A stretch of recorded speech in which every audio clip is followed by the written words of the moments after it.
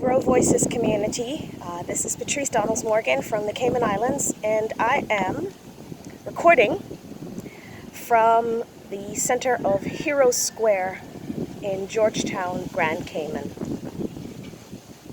It's been a rough couple of weeks for a number of reasons. I don't think there's anyone in the world that doesn't have a TV or internet on their phone that has not been made aware of what's going on in the United States. The death of George Floyd, the subsequent riots, let me not focus on the riots, subsequent protests and calls for justice, and the anguish of the Black American community, and of course the anguish and pain and almost helplessness of the white American community. And we've seen evidence that this pain in both communities is not just limited to the United States. We've seen protests all over the world. We struggle to understand how in the year 2020 we are still having to find ways to deal with basic human decency in our interactions. So instead of focusing on the explosive and emotionally charged events of the last 2 weeks that have taken over our lives, over and above dealing with COVID-19 challenges in our lives and the changes that it has made in our lives, I wanted to look at legacies and how every day we are making a legacy, we're building a legacy. Sometimes those legacies are viewed positively when we're alive or even when we're dead. Sometimes those legacies are viewed through a negative lens. So here's my uninformed, still struggling with the thoughts take on it, on legacy building, and we're in the perfect place for it. This is the square where we've chosen to commemorate the people who have contributed greatly to our nation building. We've got monuments and statues and plaques all around to commemorate people whose contributions were so transformative to our nation, to our culture, to our country, that they begged to be recognized and memorialized.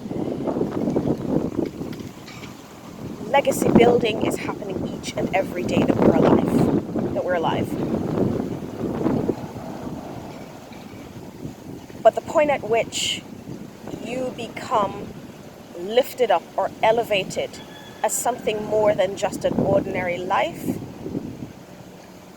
is not because you were perfect in every moment. It's not because your actions were so incredibly positive and great and above reproach that you could almost be nominated for sainthood. I think the point at which someone's life or their death becomes transformative is because the preponderance of their life was about things that made positive change. It does not negate any of the moments in which they may have misstepped, in moments in which they may have failed themselves or failed their grandmother, because we all know the grandmothers are the final arbiters of everything that is good and right. Uh-huh. It's been bothering me, the fact that people whose deaths were so horrific that it moved nations and countries and groups to protest and to demand change. It really bothers me when the negative aspects of their past are brought out in front and brought to the fore as justification for them not being elevated, for them not getting justice. Legacies are built every day in every action. How we view them, how we qualify them, how we put them in a box if we have to, or label them, is a result of the context. And the context of Mr.